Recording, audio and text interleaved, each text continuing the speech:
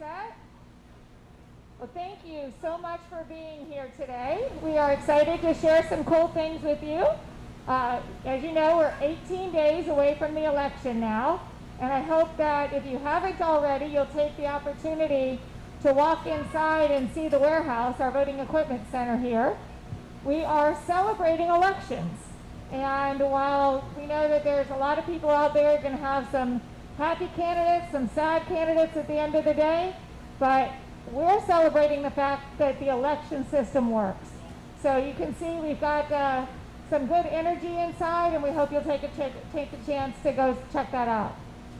We are continuing to see a large number of vote-by-mail ballots coming in daily, and so I think you've already been given all of the numbers. We passed those out, so we've got a lot of ballots continuing to come in. We have 463,675 mail ballots requested. We continue to get mail ballot requests daily. So that makes right now just over 40% of the voters of Palm Beach County have requested a vote-by-mail ballot. Right now we have 207,695 who have already returned their ballot. So that's about 45% of those who have requested it. And just want to remind you, postage is paid on our return ballots. So those who want to drop them in the mail, we've made it very convenient and easy for them to do that. So we also want to remind people, if you're going to use the mail, please get it in as soon as possible. There's not a specific deadline. We get asked a lot of times, what is the deadline for getting your vote-by-mail ballot in the mail? There isn't a deadline, but we don't want to receive it on Wednesday, right? We don't want to receive it November 4th. So make sure that you're getting it in as soon as possible. We would allow at least a week to 10 days to have your mail sent if you're sending it through the mail. We do have, again, you still have time to request a vote-by-mail ballot. We have until Saturday, October 24th at 5 p.m. We are going to have our main office open, so you can always, the easiest way to request a vote-by-mail ballot is to do it online, but you can come into our office and do it. You can send us an email. You can call us on the phone. It's very easy to request a ballot online, so we're encouraging people to get that done. You can also come into our office and request a vote-by-mail ballot in person, and you can do that through November 2nd. So if you have any reason you either need to redo it or you're stopping by, you can come and actually pick up your vote-by-mail ballot. I want to let you know we now have 4 secure drop boxes. We used to only have the one in our main office. We now have one in each of our offices. So Belle Glade, Palm Beach Gardens, and Delray all have an outside drop box now under 24/7 video surveillance. We will also, for a while, be at least having them have security. We'll have people watching them through the day and through the night just for security. We are on Monday going to have on our website a couple things that you're going to want to look for. You can go, you can do this part of it now. You can go and track your ballot for vote by mail. You track your ballot online. Want to point out to you that it'll show that you have a vote by mail request. It'll then show that we've sent it. It'll tell you where we sent it. It'll tell you that it's been received. If it stays blue, the entire track is blue. If it stays blue, that means there are no problems, and come election day, it will be counted. If there's a problem, either you forgot to sign it, or your signature has a problem, or there's some other problem with your ballot, it will turn red, and it will give you an alert. That alert is going to tell you what you need to do to contact our office to get your signature cure taken care of. Exciting for us is Monday. This is sort of the start of in-person voting. So Monday at 7 a.m. is when we'll start early voting at 18 sites throughout the county. That will run through Sunday, November 1st, 7 a.m. to 7 p.m. Like I say, throughout the county. The advantage is you do not have to vote at any particular site. You can go to any early voting site across the county. And then also on Monday, all the voters can go to our website and you'll be able to track where, at each early voting location, you're going to be able to see what the wait time is for that location. We'll be updating that every 30 minutes so that it'll help you to make a decision. Where should you go? So we're trying to make, again, voting and lines as easy for you as possible. Also, beginning Monday, you'll be able to drop off at, now it'll be a total of 29 locations, but we'll have 25 mobile vans. Actually, they'll be pretty static. And we have one out front that we hope that you've had a chance to take a look at. We also have a setup behind you that when we're done, we hope that you'll go take a look. We want to have everybody know we're going to be at 25 different locations. 17 of them are our early voting locations. The only early voting location where we will not have a van is our Belgrade office. The reason for that is we have a secure drop box there. So we're taking that van and putting that one in Pahokee as well as at the Belgrade Library. And we have, so we have a total of 8 sites that are not early voting sites that will just have a van. So those vans will stay there 7 a.m. to 7 p.m. They'll be staffed. You should only be dropping your ballot off between 7 a.m. and 7 p.m. You see this sign right here, do not leave your ballot. Drop off only available from 7 to 7. We're going to have those in all of the windows of the vans, the front windshield as well as the side windows. Just to remind people that when we're not there, we don't want you just leaving your ballot on the windshield or something. So we'll have a sign reminding people these are only staffed from 7 a.m. to 7 p.m. We do want people to, again, know this is what our van looks like. This is what the setup is going to look like. We try to make it very distinctive, and it'll be the same at every location. The employees who are staffing it will wear Supervisor of Election shirts. They'll have the full setup, so please take a look at that. We have a map right here. So this map is going to show you all of the 29 locations where you can drop your ballot now, starting Monday. So right now, you can only drop it at our 4 office locations, but beginning Monday, you'll have 29 places, and this map will show you how to do that, where you need to go. And so our big, what we're trying to do is make it as easy as possible.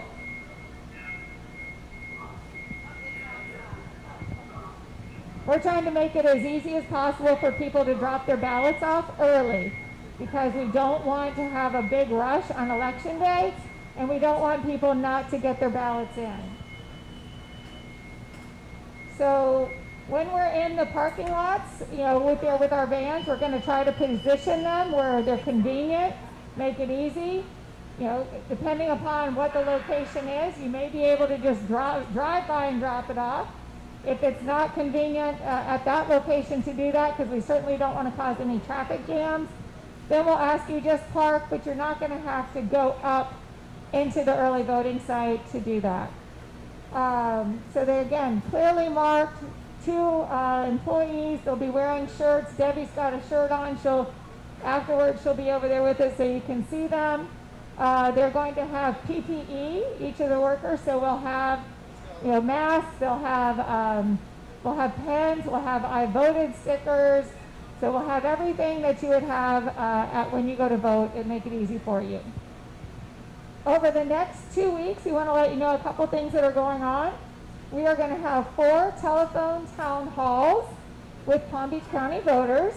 On the town halls, we'll be providing updates about voting and just getting information to the public and answering their questions about voting by mail, early voting, and Election Day.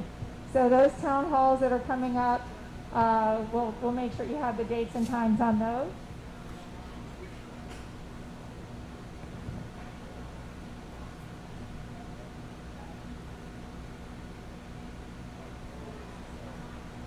Okay, actually, I do have those dates now. They're September 21st at 5 o'clock. That's a Wednesday. Then also Thursday, September 22nd at 6 o'clock. Wednesday, September 28th at 6 o'clock. And Thursday, September 29th at 6 o'clock. I'm saying September, it's actually October. Sorry. So it should be October there. On October 22nd, the town hall will be conducted in English and in Spanish. So So we'll get more information out to you on how people can participate in that. We again are also still looking for poll workers, always looking for poll workers. We want to make sure that with the pandemic we have enough people. We want to get people in and out. We're going to try to add some additional positions, maybe to have people walking the lines, helping with address changes, anything we can do to move these things along quicker. So in order to do that, we want to announce today that we're going to have incentive pay for our poll workers. It's a one-time. This is not going into our regular poll worker pay. This is a one-time incentive pay for our poll workers of an additional $100 for the election for each poll worker. Early voting workers will also be given an additional $100 for working at early voting. And our field clerks will also be giving an incentive, and our rovers. So we have the opportunity to try to really get a lot of folks out, because we want to make sure that we are fully staffed and not going to be dealing with any shortages, so that we can have a very successful and very smooth election day. And on a final note, unfortunately, there is misinformation that goes out, and we have had a number of voters that will call us and indicate that they've gotten a call from our office, or they've gotten a text from our office, and they'll say, it says that my ballot wasn't signed, or my ballot's not going to count, and I didn't even order a ballot. So we've looked into it. Those calls are not coming from our office. They are unfortunately coming from third-party groups. So we are trying to let everybody know, if you get these calls, please feel free to call our office. Know that we are checking the best we can to make sure that the information that we provide you, we know is going to be accurate. Any questions you have, don't hesitate to call our office. Let us get you the proper and accurate information. But just be on alert. We know that these calls are going out there, and I fear they are meant to confuse people. They're meant to erode trust in the system. We know that you didn't get a vote by mail ballot, so we're not calling you telling you that it didn't work. Okay, so we are doing some just straight voter information robocalls right now. We will have robocalls, but if they're coming from my office, they're in my voice for those in English. We also have them in Spanish and in Creole, but we will have, it will be clearly stated that it's coming from the Supervisor of Elections. So we just want to make sure that we are doing everything we can to educate voters as to what's going on, letting them know about the 3 ways to vote, that we're going to make all of those as accessible and easy for you as we can. And our focus continues to be running a smooth and accurate, fair, and accessible election. So everything we have, including the maps, pictures of our vans and things, will be available on our website at pbcelections.org. So thank you very much.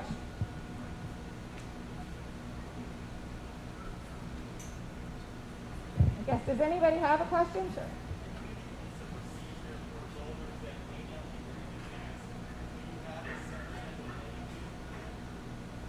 The question was about procedures for voters who don't wear a mask. I'm going to show you this. This is our campaign. We are asking everybody. We were really fortunate in August, and I want to commend all of Palm Beach County's voters for being so good about this. We did not have a single issue in August, and we even had people who came to the polls who said, I don't normally wear a mask. I don't like them. I don't care for it. But you know what? For 10 minutes to go in and vote, I'm willing to do it. We had people in Palm Beach County. We were very fortunate. We're hoping that'll be the same.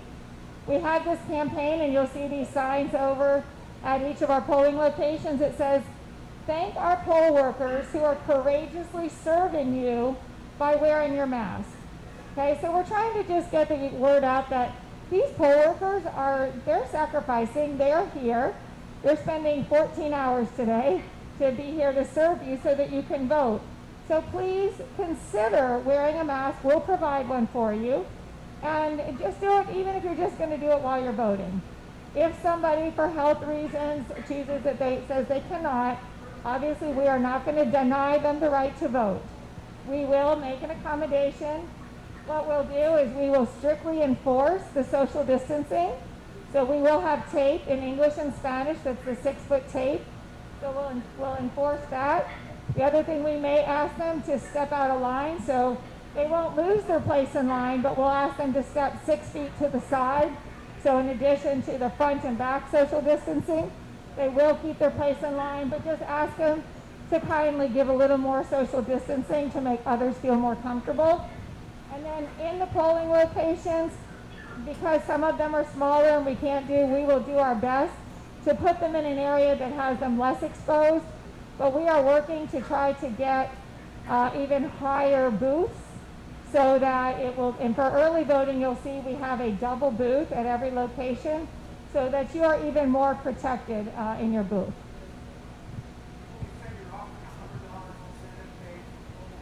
Yes, sir, $100.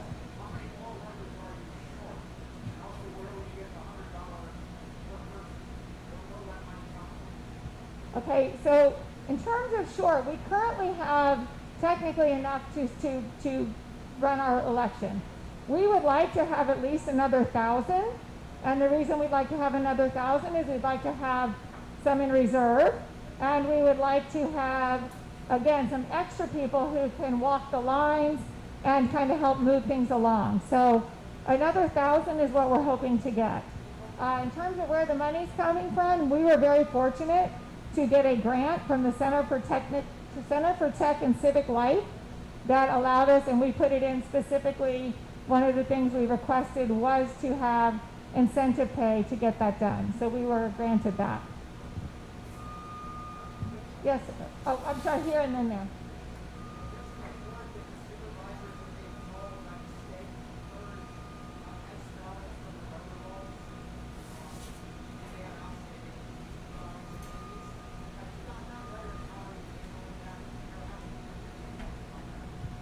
The question was, are we purging ex-felons? I know the state has just sent something out. We are looking at it and what that means for Palm Beach County. We have at this point done nothing like that. So we are looking at that today to determine what that will mean for us. But at this point, we have not done, any removal of anybody.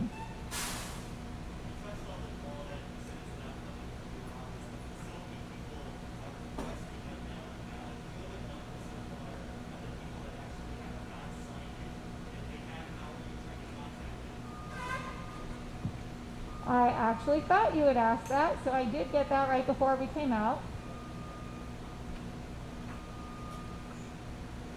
So the question was, how many people have not signed their ballot because we have so many, and how are we contacting them? So as of today, we have 179 people who have not signed their ballot and 123 people whose signatures have differed. So that's our total for the no SIGs and the SIG differences. And again, that's out of about 200,000 people. So you can see it's not a high number. And what we're doing though, each of those people will receive a letter. We send the letter out immediately. That letter tells them how to cure their signature and sends them a self-addressed stamped envelope in the mail to do it.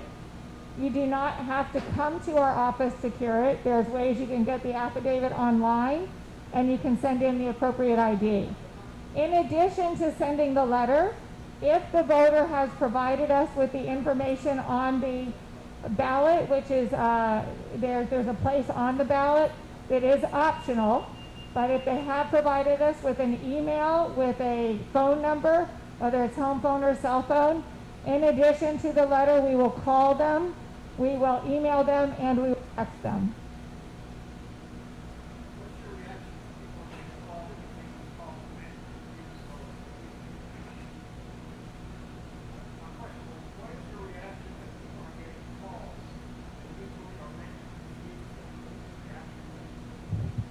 Well, I'm angry about that.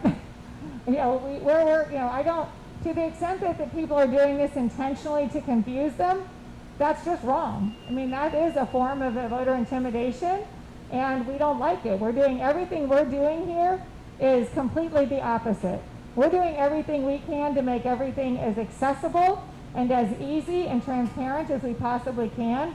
So somebody who's out there trying to do the opposite and make it appear that it's coming from our office, it really angers us, which is why we're letting you all know this. We were, and we know that it had to have happened because we got, on the same day, we got a lot of calls from voters on one day telling us, and they said, I got either a robocall or I got a text that said, my ballot isn't going to count. Okay, first of all, we don't tell you your ballot doesn't count. We tell you there's been a problem with your ballot and you have the opportunity to cure it. So if somebody's telling you your ballot isn't going to count, that you can pretty much assure it's not coming from us. But that's what's getting out there. We don't have any idea, unfortunately. There's not a way. We looked into seeing if we could figure it out, and we don't know. But it may not be the first, it may not be the last. So we're just trying to encourage people, if you get those messages and it doesn't make sense to you, please call our office. We've increased our phone bank. We're trying to make ourselves, you can imagine it's a crazy time, a lot of calls. So we're increasing the number of people answering phones so that we can be available to answer voters' concerns. Anything else? All right, well, please make sure you're taking a look and get to see. I wish it was a little nicer out, but maybe if it's not raining, you can at least still get out, see the van. But this is the setup, those umbrellas, those chairs, those tabletops, that PPE.